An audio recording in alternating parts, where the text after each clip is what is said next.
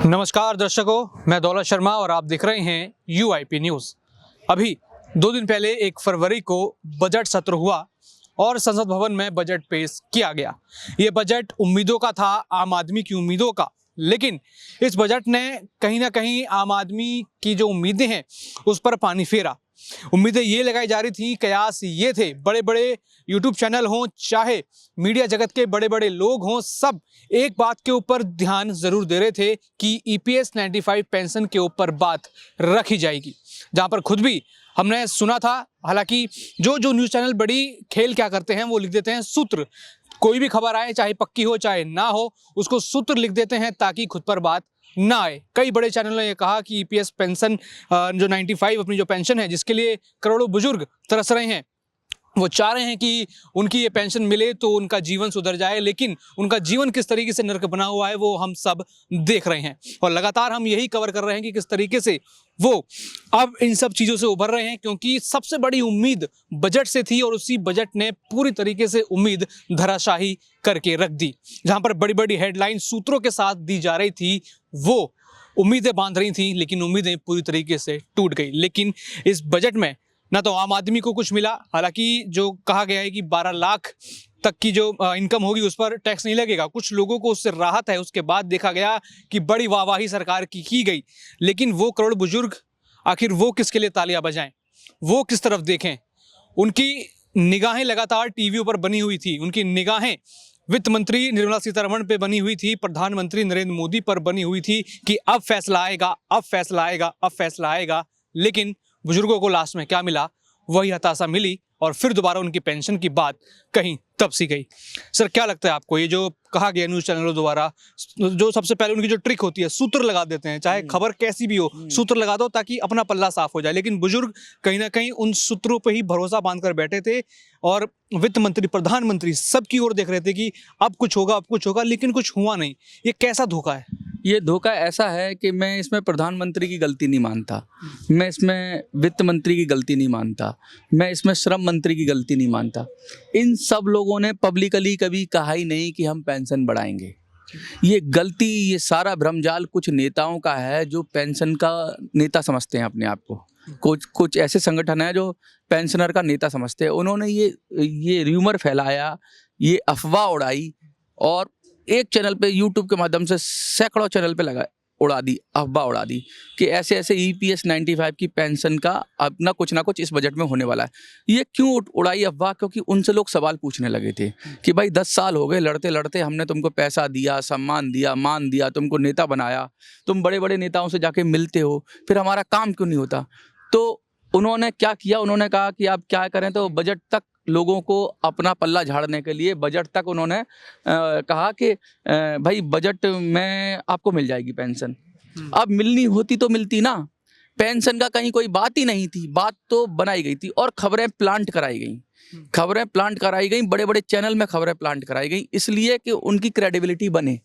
लेकिन उन्होंने ये नहीं सोचा जब ये झूठ का गुब्बारा फटेगा तो आम लोगों के मन में क्या बीतेगी। एक जो 70 साल का, 80 साल का बुजुर्ग जो घर में पड़ा हुआ है, चारपाई पे लेटा हुआ है, चल नहीं सकता है, पैरों से लाचार है, आंखें कम दिखाई देता है, कानों से सुना नहीं जाता है, सुबह से टीवी पर लगा हुआ है कि अब कुछ खबर आएगी, कुछ खबर आएगी, कुछ क्या बोलूँगा, बेईमान शब्द नहीं आ रहा मेरे पास, कुछ ऐसे मक्कार चैनल है। उन्होंने क्या किया, खबर चलने के बाद खबर पूरी हो गई, प्रधानमंत्री का पूरा भाषण हो गया, राष्ट्रपति का भाषण हो गया, वित्त मंत्री का भाषण हो गया। अब वो भाषण होने के बाद उन्होंने क्या किया कि भाई अब लोग तो पेंशन की खबर ही देखते हैं, उन्होंने एक थंबनेल बनाया और उस पर लिख दिया ईपीएस बढ़ेगी, ईपीएस 95 पेंशन। वित्त मंत्री ने क्या कहा, ऐसे लिख दिया। अब वित्त मंत्री ने कुछ कहा ही नहीं, 2 घंटे में 2 घंटे की वीडियो चला दी, बड़े शब्दों में लिख दिया बड़ा ऐलान, ऐलान कुछ हुआ नहीं। उनको पता भी था कि हो चुका है, लेकिन वो बुजुर्ग है, वो जानता नहीं है, वो सोच रहा है शायद वित्त मंत्री कुछ बोलेंगे। वित्त मंत्री 3-4 घंटे पहले बोल चुके हैं, फिर भी वैसी वीडियो बना रहे हैं। कितने बेईमान, कितने गिरे हुए, कितने क्या बोलूं, कितने निम्न स्तर के लोग हैं ये लोग कि ये किसी की भावनाओं से खेल रहे हैं। ये एथिक्स नहीं है, ये पत्रकारिता का ये एथिक्स नहीं है।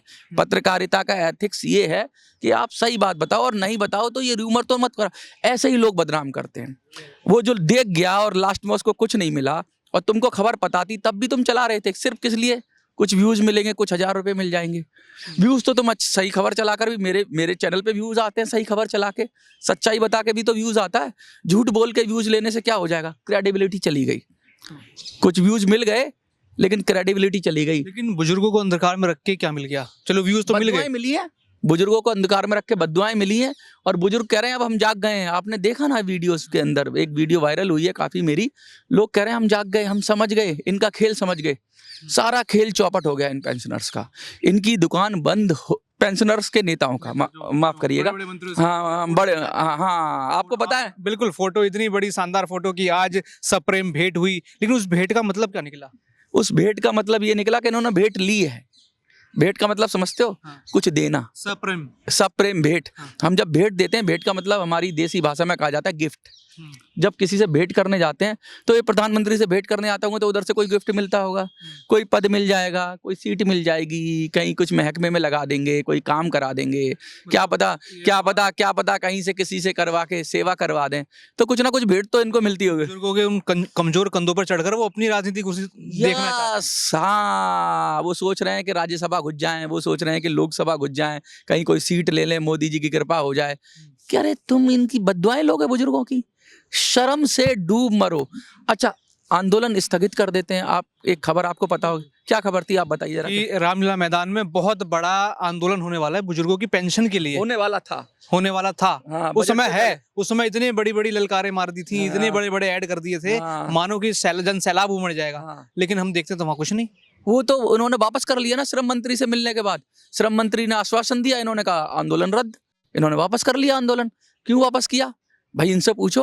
अब तो श्रम मंत्री ने ये कहा था कि इन्होंने ये भी बोला कि श्रम मंत्री ने आश्वासन दिया बजट में आपका ख्याल रखेंगे। ख्याल रखा ख्याल? नाम तक नहीं आया। और हाँ, एक और प्रोपेगेंडा चल रहा है अभी।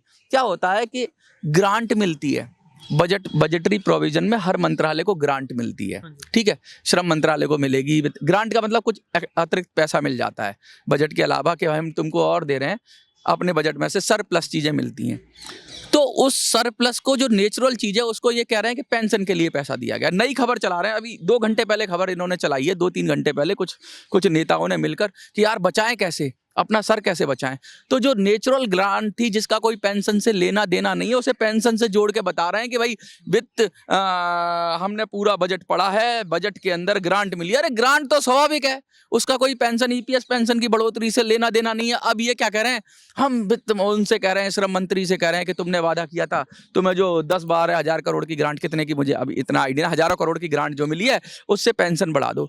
उतने पैसे में पेंशन नहीं बढ़ने वाली, पेंशन के लिए बहुत बजट चाहिए। उठ के मुंह में जीरा हो गया, उठ के। और वो ग्रांट और कामों के लिए दी जाती है, सरप्लस कामों के लिए, कहीं छोटा उसकी कोई योजना में कम ज्यादा हो जाए, कोई नई योजना में से वो पैसा नहीं निकाला जा सकता, उतना मिलता भी नहीं। तो ये ग्रांट का बहाना करके भी झूठ बोल रहे हैं। ये फिर से बुजुर्गों में उम्मीद जगाने की कोशिश कर, वही नेताओं के चक्कर लगेंगे, फिर वही फोटो खींचेंगी कि सप्रेम भेंट हुई, उनसे हमने ग्रांट के लिए बात करी। ग्रांट एक भीख हो गई है। तो ग्रांट भीख मांगने क्या जा रहे हैं? ये भीख नहीं है, अधिकार है। देखो, इन्होंने पैसा जमा किया अपना। नहीं, मैं उन नेताओं की बात कर रहा हूँ, वो तो ऐसे दर्शा रहे हैं ना कि उनके गिड़गिड़ा रहे हैं वो। हाँ, गिड़गिड़ाते हैं। अच्छा, ये बुजुर्गों का पैसा उन्होंने मेहनत से जोड़ा है, लेकिन आप तो वो दिखा रहे हो ना कि आप गिड़गिड़ा रहे हो उनके सामने कि हमें भीख दो। वो भीख थोड़ी है, वो तो हक है, उनका हक है। लेकिन ये सरकार से ग्रांट पे भी कह रहे हैं, और ग्रांट का कोई पेंशन से लेना देना नहीं है। ऐसा नहीं है कि श्रम मंत्रालय को ग्रांट मिली होगी, बहुत सारे मंत्रालय हैं, शहरी विकास मंत्रालय, उसको भी ग्रांट मिली होगी, जितने भी मंत्रालय हैं सबको कुछ ना कुछ मिला होगा। तो ये पेंशन का इससे कोई लेना देना नहीं है। जानबूझ के, जैसे आपकी जेब में 500 रुपये पड़े हो दौलत भाई, और मैं कहूँ अरे मेरे दोस्त के पास 500 रुपये हैं, तो अरे भाई अपना पैसा अपना होता है, रण वो जो थल्ले और पैसा वो जो पल्ले। जो मेरा पैसा मेरे पास है वो मेरा अपना है। दूसरे के पैसे को मैं कह दूं कि ये मेरा अपना है, तो वो मेरा पैसा नहीं है। ग्रांट श्रम मंत्रालय को मिली है, ईपीएफओ को नहीं मिली है, ईपीएस 95 के लिए नहीं मिली है। ये बात, ये फिर झूठ बोल रहे हैं। कितने कितने कितने मक्कार हैं, कितने बेईमान हैं, कितने चालाक हैं, कितने डेंजरस हैं, कि किस तरह से मिस इन्फॉर्मेशन फैलाते हैं। नेताओं का देखो कैसे मिस इन्फॉर्मेशन फैलाते हैं, किस लिए? कि कैसे भी करके अपना फेस बचा लें। लेकिन इनका फेस एक्सपोज हो चुका है, इनके क्रियाकलाप सबको आ गए हैं। अब इनको, जो बुजुर्ग जो प्रेम से आशीर्वाद ही देता था ना, फूल बरसाता था इनको, लानत दे रहा है। और बुजुर्ग तो इतना सहनशील होता है, हमारे आपके घर में सबके घर में बुजुर्ग है, वो क्या ही बोलेगा। वो तो सिर्फ अंदर से जो उसकी आह निकलती है ना, या तो दुआ दे सकता है या बद्दुआ दे सकता है। अब आप समझ लो इनको क्या मिल रहा है। जैसे कि सर अब बुजुर्गों ने कहा कि हम जाग गए, हमने उन अच्छे नेताओं की असलियत देख ली, लेकिन अब बुजुर्ग जाग चुके हैं, लेकिन अब अगला ऑप्शन क्या है? अब अगली लड़ाई कैसे शुरू करनी है? राजनीतिक विकल्प बनना पड़ेगा हमें। राजनीतिक विकल्प का मतलब है, ये कोई पार्टी हमें, कांग्रेस बीजेपी आप, कोई पार्टी हमें कुछ देने वाली नहीं है, ये हमें समझना होगा। हमारे पास संख्या की कमी नहीं है। 1 करोड़ के करीब ईपीएस पेंशनर्स हैं और 7 करोड़ के करीब कंट्रीब्यूटर हैं, जो आगे जिनको पेंशन मिलेगी। टोटल 8 करोड़ परिवार है हमारे पास। अगर 4 भी अकेले चाहें तो दिल्ली का चुनाव पूरी तरीके से हिला दें। देश का 32 करोड़ से कुछ ही लोग पूरी तरीके से दिल्ली पूरी हिला के रख दें। हाँ, पूरी दिल्ली हिला के रख दें, लेकिन पूरा देश हिलाना है हमें। तो हमने क्या किया, हमने कहा भाई अब हमें अलग रास्ता चुनना पड़ेगा। 10 साल से हमने बहुत प्रयास कर लिया, अब हमें अलग राजनीतिक विकल्प बनना पड़ेगा, हमें पॉलिटिकल पार्टी बनना पड़ेगा। पॉलिटिकल पार्टी के लिए मैंने लोगों से आह्वान किया, तो लोगों ने कहा हाँ हमें करना चाहिए। तो हमने कहा हम बापू नाम से एक पॉलिटिकल पार्टी की कोशिश करेंगे। बापू शब्द मिल जाए हमें। अब देखो क्या मिलता है, बापू मतलब बुजुर्ग, और बापू महात्मा गांधी से भी जुड़ता है और बापू बुजुर्गों से भी जुड़ता है। बापू का मतलब होता है जो सब परिवार को देख के चले, और हमारा मेन मुद्दा यही है, ईपीएस 95 पेंशनर और बुजुर्गों की हम बात कर रहे हैं। और जिसने अपने घर में बुजुर्ग को प्रसन्न कर लिया ना, उसने अपने पूरे परिवार को प्रसन्न कर लिया। हम व्यवस्था परिवर्तन की बात कर रहे हैं। हम कह रहे हैं ये जो व्यवस्था है इसमें सारे लोग, देखो दिल्ली में एक जैसा ही एजेंडा है। एक ने रेवड़ी की बात करी, दूसरे ने भी रेवड़ी 200 और बढ़ा दिए, 300 और बढ़ा दिए, और कोई नहीं मांग रहा है। किसी ने मांगा था क्या? किसी महिला ने चल के कहा था कि हमें 2100 रुपए या 2200 रुपए दो? नहीं ना है। हम जैसे हम लोगों से बात करते हैं, किसी महिला ने ये नहीं कहा कि हमें फ्री बस दो। हाँ। लेकिन फ्री बस दे रही है तो दूसरे बंदे को, दूसरे पार्टी को भी देनी पड़ती है। हाँ, जो मांग रहे हैं उनको देते, जो भूखा है उसको तुम खाना नहीं दे रहे हो, जिसने मांगा नहीं उसको तुम लुटा रहे हो, उसका पेट भरे जा रहे हो। क्यों? क्योंकि बस तुम्हारी मर्जी है, ना खाता ना भाई। जो मोदी कहे वही सही, जो केजरीवाल कहे वही सही, जो राहुल गांधी कहे वही सही। ये नहीं चलेगा। कहने का मतलब ये है कि आप देखो तो सही कि लोग कौन परेशान है। देखिए, लोकतंत्र के अंदर चीज़ों को जरूरत उसी की पूरी होनी चाहिए जिसको, जो जरूरतमंद हो। जिसको जरूरत नहीं है उसको क्यों आप जबरदस्ती कर रहे हो? मैं कह रहा हूँ आपका पेट भरा हो, आपको डबल खाना खिलाऊं मैं आपको, तो आपको भी बदहजमी हो जाएगी ना, बाहर ही निकलेगा। अब किसी कोई महिला, मैं महिलाओं के खिलाफ नहीं हूँ, देखो पहली बात ये, मैं उन महिलाओं के खिलाफ हूँ जो 40,000 50,000 रुपया कमा रही हैं। तुमने उनको उनको भी 2100 रुपये के लिए एलिजिबल कर दिया, 2500 रुपये के लिए एलिजिबल कर दिया, या फिर बस में फ्री कर दिया। वो दे सकती थी पैसा, वो दे सकती थी, तो उनको ही फायदा हो रहा है। और लेकिन वो बुजुर्ग जो भूखा मर रहा है उसको नहीं दिया।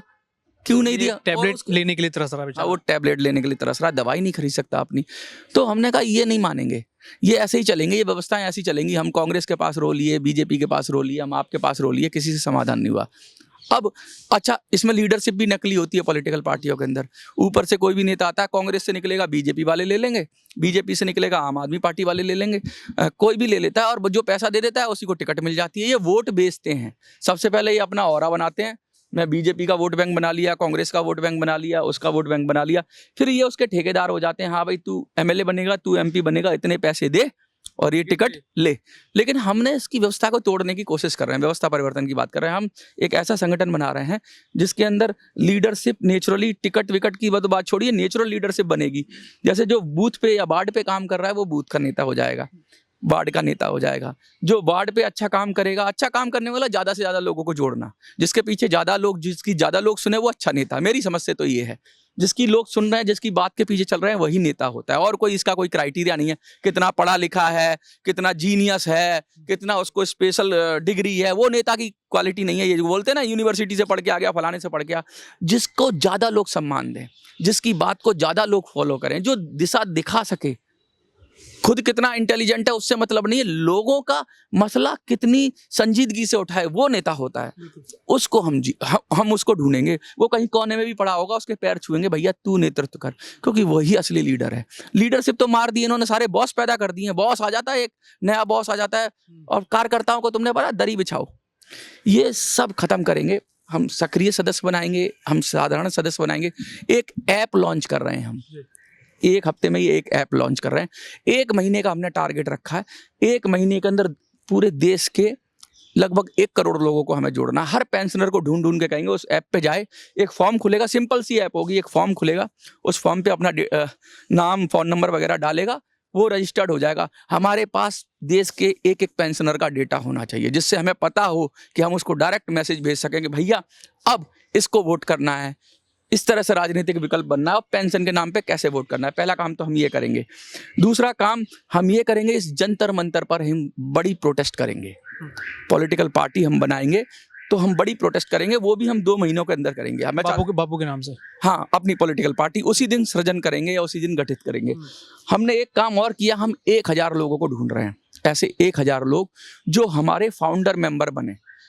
हजारों लोग हैं हमारे समर्थन में, उनमें से हम 1000 लोगों को अपनी पॉलिटिकल जो विकल्प है, राजनीतिक विकल्प है, उसका फाउंडर मेंबर बनाएंगे। फाउंडर मेंबर मतलब कि जो कहते हैं ना फाउंडेशन रखता है या नींव रखता है, जो नींव की ईंट है, वो इतिहास में दर्ज हो जाएंगे कि इतने ये 1000 मेंबर। हम चाहते हैं मिनिमम 1000 लोग फाउंडर मेंबर बन जाएं और उन 1000 लोगों की कमेटी बनाकर ही हम पॉलिटिकल पार्टी का रजिस्ट्रेशन कराएंगे। उसमें भी बहुत सारा खर्चा होता है, तो अभी जो खर्चा होगा, क्योंकि बाद में तो खर्चा मेंबरशिप से आ जाएगा, लेकिन अभी जो खर्चा हो रहा है वो ये 1000 लोग आपस में, हम लोगों ने ये ऐसा डिसाइड किया है कि हम लोग 500-500 रुपये भी डालेंगे तो हमारी ऐप का खर्चा, हमारी धरने का खर्चा, टेंट लगेगा बड़ा, आपको पता ही है, बड़ा टेंट लगेगा, खाने की व्यवस्था करनी पड़ेगी, हजारों लोग आएंगे, उसके लिए व्यवस्था करनी पड़ेगी, प्रचार के लिए व्यवस्था करनी पड़ेगी, मीडिया वालों के लिए भी व्यवस्था करनी पड़ेगी, उनको भाई कोई तकलीफ ना हो, आए हमारे तो उनको भी खाने पीने का जो भी व्यवस्था कर सकते हैं, जो भी मान सम्मान है उनका वो करेंगे।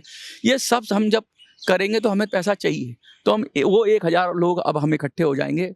मैंने एक मैसेज दिया है, आपके चैनल के माध्यम से भी कहना चाहता हूँ कि वो 1000 लोग हम इकट्ठे हो जाएंगे। जल्दी मैं रिवील करूंगा कि वो अकाउंट नंबर क्या है, तो उसमें वो लोग कंट्रीब्यूट अपना करेंगे। जैसे पिछली बार किया था उन्होंने, जब मैंने इलेक्शन लड़ा था सब लोगों ने मेरी मदद की थी, तो उनके बस बेस पे मैं इलेक्शन लड़ा। तो अब बहुत लोग कह रहे थे मैं अपनी जेब से पैसा खर्च करता रहा शर्मा जी, मैंने अभी 3-4 प्रेस कॉन्फ्रेंस की, बड़ी बड़ी प्रेस कॉन्फ्रेंस की, 1-1.5 लाख रुपए मेरी हैसियत है, उतना मैं लगा सकता हूँ, मैंने खर्च किया। मैंने कभी पेंशनर ने मुझे लगातार कहा मनोज भाई कंट्रीब्यूशन ले लो, कुछ ले लो, आप करते रहते हो, प्रोटेस्ट करते रहते हो, जंतर मंतर पर मंच लगाते हो। 5-7 बार तो 10 बार तो मैंने जंतर मंतर पर प्रोटेस्ट कर दिया, मैंने किसी से कुछ नहीं मांगा। लेकिन अब ये बड़ा अभियान है, तो ये एक आदमी के बस का नहीं है, मेरे बस का नहीं है। एक ऐप बनाना, एक वेब पोर्टल बनाना, ठीक है, एक पॉलिटिकल पार्टी को रखना, उसका रजिस्ट्रेशन कराना, ये काम मिलकर ही हो सकता है। इसलिए मैंने 1000 लोगों का आह्वान किया है कि 1000 लोग जो पहले आ जाएंगे, 1000 लोग, उन्हीं को हम फाउंडर मेंबर बना देंगे और फिर उन्हीं के साथ मिलकर पूरे देश में हम एक्सपेंड करेंगे। और ये बड़ी तेजी से करेंगे काम, ऐसा नहीं कि यहाँ मीटिंग करी तो मेंबर बनाया। ऑनलाइन करो, खटाखट, जैसे कोई केंद्र की कोई योजना आती है ना, हाँ, जैसे केंद्र की कोई योजना आती है, अभी फॉर्म भरने की योजना हो जाए तो एक दिन में ही लाखों फॉर्म भर जाते हैं, एक दिन में हजारों फॉर्म भर जाते हैं। तो अब मैं आपको ये बताना चाहता हूँ, तो हम भी वो फॉर्म भरवा रहे हैं और ये सदस्यता हम निःशुल्क देंगे। मतलब इसमें कोई भी गरीब आदमी है, कोई कमजोर आदमी, ऐसा नहीं पेंशनर ही हो, जो भी हमारा सदस्य बनना चाहेगा, हमारे राजनीतिक विकल्प का व्यवस्था परिवर्तन करना चाहेगा, 26 जनवरी बिल के लिए जो समर्थन आता है, बहुत सारे हम कहते हैं बातें कैसे व्यवस्था बदलेगी, उन सब पे जो बात करना चाहता है वो हमारे से जुड़ेगा। और जुड़ने के बाद हम उसको बराबर इस ऐप के माध्यम से उसको हमारे प्रोग्राम पता रहेंगे, इस ऐप के माध्यम से वो अपनी राय भी व्यक्त कर सकता है, इस ऐप के माध्यम से उसको लोकल लीडरशिप भी पता चलेगी कि मेरे जिले का, मेरे मोहल्ले का नेता कौन है। जो छोटे मोटे काम तो हमारी लोकल लीडरशिप ही निपटा देगी। जैसे ईपीएफओ में किसी का नाम नहीं चेंज हो रहा, कोई किसी अधिकारी किसी को परेशान कर रहा है, तो हमारी लोकल लीडरशिप ही उस मामलों को देखेगी। तो हम एक लीडरशिप देना चाहते हैं। हम लगातार, मैं बताऊं आपको, हम लगातार सेनापति की तलाश करते रहे। सेनापति का मतलब हम कहते हैं लीडर, लेकिन हमें सेनापति नहीं मिले। वोटर तो बहुत मिला, हमारे पेंशनर बहुत सारे थे, लेकिन उनमें से सेनापति नहीं मिल पाए। क्यों? क्योंकि पेंशनर के संगठन पे कुछ लोगों ने कब्जा कर रखा था, उनको झूठे ख्वाब दिखा रखे थे। लेकिन अब वो सब इस तरफ देख रहे हैं कि नया विकल्प क्या है, तो अब नया विकल्प देना होगा, पेंशन के आंदोलन को नया रूप देना होगा। 10 साल से जो चल रहा था उस आंदोलन की दिशा को पश्चिम से पूरब की तरफ करना होगा। और पूरब में ही सवेरा होता है, पूरब में ही सूरज उगता है, और पूरब की तरफ चलेंगे तो पहुंच ही जाएंगे ना, सवेरा मिल ही जाएगा ना। अंधेरे से प्रकाश की ओर चलना है, ये योजना है। इस योजना का उद्देश्य पूरा देखा जाए, जो बुजुर्ग अभी अंधेरे में हैं, उनको पेंशन के प्रकाश में लाना है। हाँ, अभी तक बुजुर्ग सोए हुए थे, हजारों लोगों ने कमेंट करके लगा कि मैं जाग गया हूँ। सच में उन्होंने एक्सेप्ट किया। देखो, ये बहुत बड़ी बात होती है, लोग अपनी गलती नहीं मानते हैं। मैं बुजुर्गों की गलती नहीं कर रहा हूँ, वो अंधेरे में थे। अब पानी सर से ऊपर हो गया, नेताओं की कलाई खुल गई, क्योंकि बजट उनके लिए लास्ट ऑप्शन था। लेकिन अब वो मुंह बचाने अपना फेस बचाने के लिए ग्रांट वाली बात फैला रहे हैं। आपसे मैं कहूंगा कि आप अध्ययन करें ग्रांट का, ग्रांट कैसे होती है, क्या सिर्फ वित्त मंत्रालय को मिली है, क्या ग्रांट में कोई प्रोविजन है कि इससे पेंशन बढ़ाई जाए। आप इसका अध्ययन करें और देखें असलियत क्या है। और ग्रांट एक तरीके से जैसे किसी भी विधायक का हो, पार्षद तक का भी जो निजी फंड होता है, हाँ। एक तरीके से उसे कहा जाता है कि उस निजी फंड में उतना ही होता है कि कोई भी वो काम करवा रहे हैं हाँ। सरकारी या फिर सरकार की योजना है, उसमें कुछ कम पड़ जाए तो वो लगा सकें, या फिर कुछ एक्स्ट्रा काम जो करना चाहते हैं वो लगा सके। उसमें तो पेंशन का शायद नहीं होगा, हल कुछ भी नहीं है उसमें। हाँ, पेंशन का तो बहुत बड़ा फंड चाहिए पेंशन के लिए, वो उतने ग्रांट के। और फिर वो पूरी ग्रांट क्यों ही देगा श्रम मंत्रालय के अंदर ईपीएफ हुई थोड़ी ना, श्रम मंत्रालय के अंदर बहुत सारे योजनाएं चलती हैं। श्रम यानी मजदूरों के लिए, श्रमिकों के लिए श्रम मंत्रालय, मतलब इतना बड़ा मंत्रालय है भाई। वो सिर्फ तुम प्यारे पेंशनर्स के लिए थोड़ी ना है, वो 50 चीजों के लिए ग्रांट मिला है उसको। अगर ये लिखा होगा कहीं तो मैं मान लूंगा कि ईपीएस 95 के लिए हमने 11,000 करोड़ या 12,000 करोड़ या 10,000 करोड़ या 50,000 करोड़ दे दिए। कसम से मैं इन नेताओं के लंबवत होकर प्रणाम करूंगा, इनके पैर छूंगा। लेकिन अगर ये झूठ फैला रहे हैं तो आपका और हमारी जिम्मेवारी है दौलत भाई। नेताओं का हर्ष क्या होगा? खत्म हो गए ये। मैंने कहा बहिष्कार कर दो, जहां जाए भगा दो, कहीं मीटिंग करने जाए भगा दो, इनको काले झंडे दिखाओ, इनसे सवाल पूछो। और लोग पूछने लगे हैं, लिटरली लोग पूछने लगे। जो बुजुर्ग कभी बोलता नहीं था, जो इन्हें भगवान मानता था, आज उसकी आंखों पर से पर्दा हट गया है और उसकी आंखों से पट्टी उतर गई है और वो सीधा सीधा। और मैं मजे की बात बताऊं, बहुत सारे चैनलों ने इस बात को उठाया है। मैंने ही नहीं, आप जैसे चैनल यूआईपी न्यूज ने उठाया, आपने उठाया, कई चैनल अब आके खुल के सामने आ गए जो सच्चे चैनल थे। मैं अभी भी बहुत सारे चैनलों से अपील करता हूं कि कम से कम सच दिखाइए आप, इन बुजुर्गों की आवाज। हेडलाइन के ऊपर ना खेलें, सच भी दिखाएं। हाँ, आप लिखो हेडलाइन, लेकिन सच तो दिखाओ, झूठी खबर मत दिखाओ, किसी की भावनाओं से मत खेलो। तुम्हारे घर में भी तो बुजुर्ग होंगे, तुम्हारे भी तो माँ बाप होंगे। अपने माँ बाप को समझ लो, तुम्हारे माँ बाप को गाली पड़ेगी कि कैसी औलाद है। तुम अपने माँ बाप को गाली दिलवाना चाहते हो, हैं? बुजुर्गों की गाली मत खाओ, मुंह काला हो जाएगा। काले रंग वालों के मुंह काले हो जाएंगे। मतलब मुंह काला होने का मतलब है कि किस समाज में दिखाने लायक रहोगे। अरे सही चलाओ, खबर वैसे भी चलेगी। अगर ईपीएस 95 के नाम से आप कोई पॉजिटिव खबर बनाओगे जिसमें कुछ सच्चाई है तो चलेगी, बहुत सारे चैनल। लेकिन झूठी खबर बनाओ, क्यों बना रहे हो? जब बुजुर्ग तैयार हैं आपको समर्थन देने के लिए, आपका साथ देने के लिए, लेकिन सच दिखाओगे तो ही। अब बुजुर्ग तो समझ ही नहीं पाता ना, जब तक वो पूरी खबर देख लेता, उसको वो स्वीप करना नहीं आता, चैनल बदलना नहीं आता। वो अपने बेटे से कहता है, बेटा जरा लगा, वो आ रहा है यूआईपी न्यूज आ रहा है, जरा लगा देना बेटा, दौलत शर्मा जी को देखना है बेटा, लगा देना, मनोज स्वराजी आ रहा है, और वो लगा है बेटा, ऐड आ रहा है, ऐड भी पूरा देखता है। मजे की बात यह है कि वो पूरा देखता है। जब वो पूरा देखता है, वो पूरा समर्पण कर रहा है, उसके साथ चीटिंग मत करो यार। जब वो पूरा तुम्हारा वीडियो देख रहा है, 8 मिनट, 10 मिनट, 20 मिनट, मेरे तो 40-40 मिनट के वीडियो पूरे बैठ के देखते हैं, इतना समर्पित भाव से देख रहा है वो वीडियो, फिर तुम उसके साथ चीटिंग कर रहे हो। लोगों ने क्या करा, मोदी की पूरी स्पीच उठा ली और वीडियो में लगा दी और कह दिया कि ईपीएस मोदी ने किया ऐलान। अब भाई ये बताओ, तुमको तो पता है कि मोदी ने कोई ऐलान नहीं किया, उसमें दूर तक चर्चा नहीं, तो कोई चर्चा नहीं हो, वो पूरा वीडियो डाल दिया। ये क्या है? ये बदतमीजी है, ये बेगैरती है, ये गद्दारी है उन बुजुर्गों के साथ। और ऐसे गद्दारों को ऊपर वाला सजा देगा। तुम किसी के साथ खेल नहीं सकते। अगर किसी के साथ खेलोगे तो तुमको वो सजा मिलेगी कि तुम्हारी रूह कांप जाएगी। मैं तो यही अपील करता हूँ आपके दर्शकों से, जो भी लोग देख रहे हैं, कि अब जाग जाओ और 1000 लोग खड़े हो जाओ। मैंने कहा है, बहुत सारे लोगों ने यस यस कहा है। अभी ही वीडियो डालिए, इस वाली चैनल पे भी वीडियो आएगी। मैं ये कहना चाहता हूँ कि आप लोग खड़े हो जाओ, संपर्क कर लो। सबके पास मेरा नंबर है, और ज़्यादातर पेंशनर्स के पास, हजारों लाखों लोगों के पास मेरा नंबर है। और मैं यहाँ सही दिशा में खड़ा होना इन बुजुर्गों के लिए जरूरी है। बस सही दिशा पकड़ो, जो सही दिशा आपको दिखाई दे वहां खड़े हो।